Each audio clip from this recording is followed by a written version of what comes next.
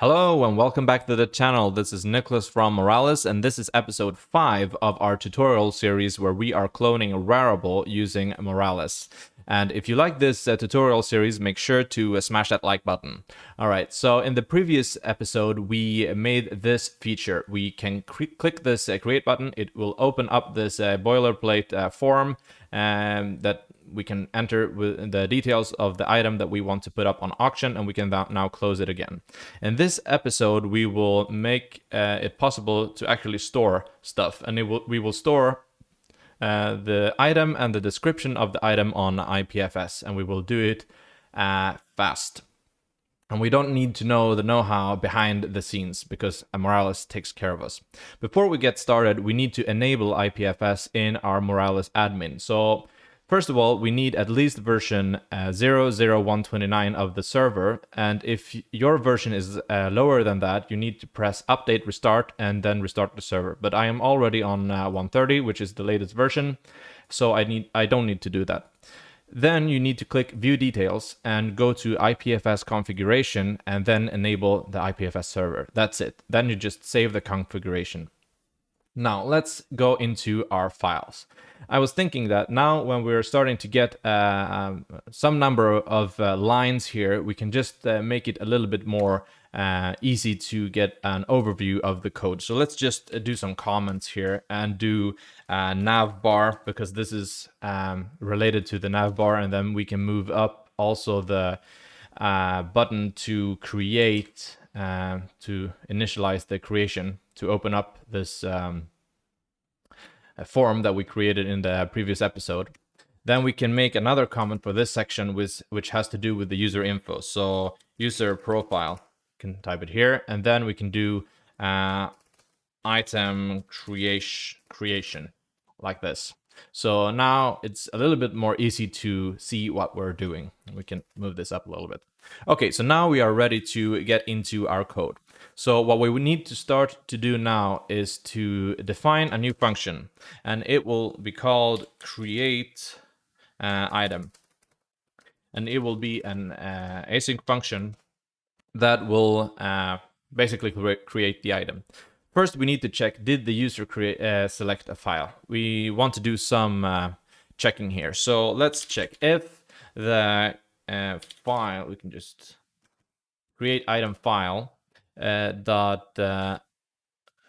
files dot length equals 0. In this case, they didn't select any file. So then we can just alert and say, please select file. And then we can just return. We also want to check so that the user selected a name for the item. So else if create item name field dot value dot length equals 0, then they didn't provide a name. So we can copy this and say, please give the item a name. Okay, so now after we've done some initial checking, we can go on to talk about IPFS. And before we proceed, we can just check the documentation, because it's really what we need. All that we need is really in the documentation. So let's go to files, and then if we scroll down, it will have a section that says IPFS. And it will tell us to enable it in our admin panel, which we have already done. And then it will tell us how we can create a file and then to store it on IPFS. So it says define the file as a new Moralis file, give the file a name, and then provide the data of the file, and then do await file.save IPFS. After you've done that, you get access to file.ipfs as a function and hash, and this will return the URL, as you see down here, IPFS URL and IPFS hash. By calling these two methods or functions, we will get access to this information, which is exactly what we will need in our case. So let's do this. Let's go back to our code, and then we follow the documentation by writing const, and we can call it NFT file equals new moralis.file, and we can give it a name of NFT file.jpg. Of course, you can give it, you need to check the file type, but for now we will just, for prototyping, only use JPEG. And now we will do take this create item file .files, and we will take the first one. So now we have defined a Moralis file. What we want to do now is to save it on IPFS. And look now how easy we can do this. We can do await NFT file dot save IPFS. Done. And what we want to do now is to get the IPFS address, the URL, and the hash. So we do const NFT file path equals NFT file dot IPFS. So now we have that, and we want to do the same with a hash. So NFT file hash equals NFT file dot hash, and now we have that. Nice. So this is just the file, and the file is saved on IPFS, and we have the hash and we have the URL. What we want to do now is to create some metadata that we can pass, that we can also store on IPFS, and this URL we will later pass into the real ERC721 token, and where we are providing our URL to additional information about the item. So we want to create this object right now. So we do const metadata equals a new object, and we want to store the following: name, create item name field dot value, description field that value, and we can take the NFT file path and hash like this. And now we want to store this file on IPFS. So how can we store an object on IPFS? Well, it's written in the documentation. The documentation is really good. It gives us all that we need. So it says saving objects. You can also upload JSON objects directly from JavaScript by saving the base64 string. Moralis will automatically create the buffer from the base64 provided.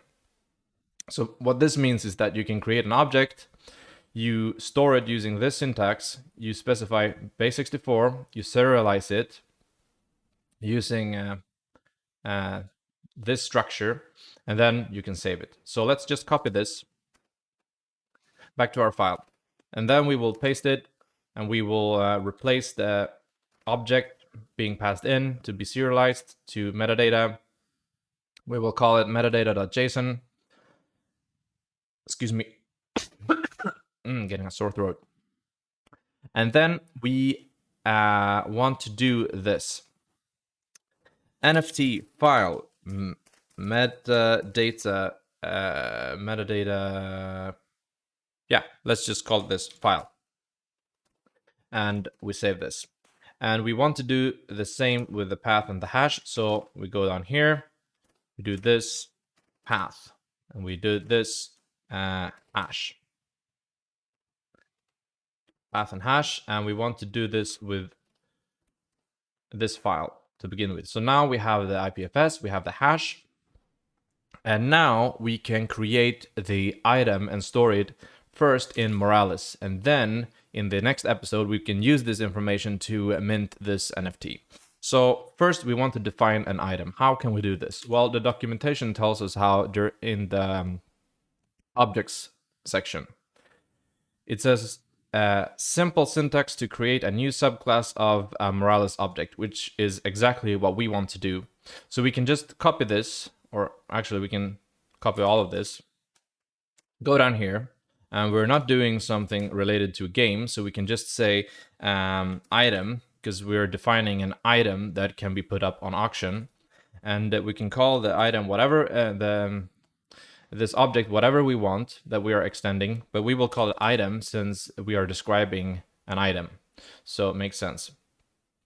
And then we can create a new instance of that class. So we create a lowercase item, which is a new item. So now we have an item. So let's store things in our item.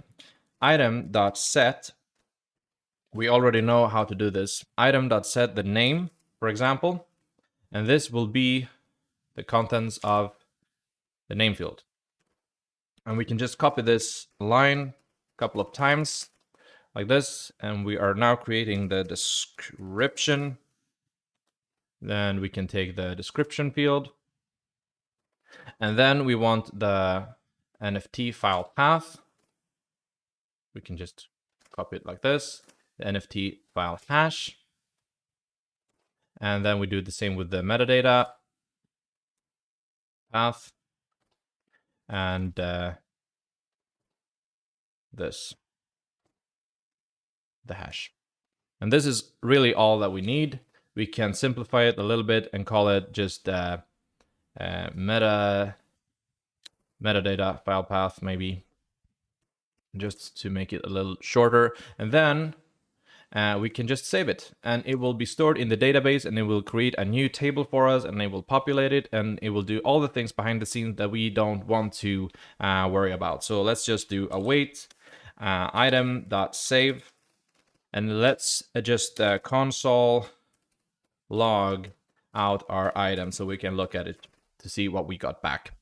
And in order to test this, we need to hook up the button that is actually doing the saving. So let's take this, copy this, and take the ID of the create button, put it here, and replace all of this with create item, and we should be good to go. So let's check it out and see how it works. So update, create, give it a name, my cool NFT, description, some nice description.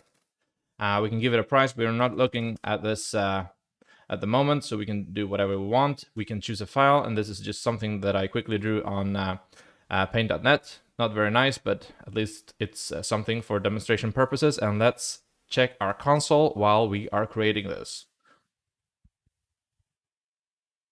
Boom, we got something back. What is this object? Well, it's our item. And let's look at the attributes. We have name, my cool NFT, the description. We have the metadata file path. We have a URL that is hosted here. This is our gateway that will be hosted here. And we can just look at the metadata. So let's just take this, go here, and it says this JSON object, my cool NFT, the description, the file path to our cool NFT, and it's right here. And if we look at the database by just clicking on the dashboard, we now have a new table with the item which contains all of this data, and everything is just amazing. We just get everything for free using Moralis. So this is it for this part of the tutorial. In the next episode, we will start sending this to and minting real ERC 721 tokens. So see you guys in the next tutorial, and take care.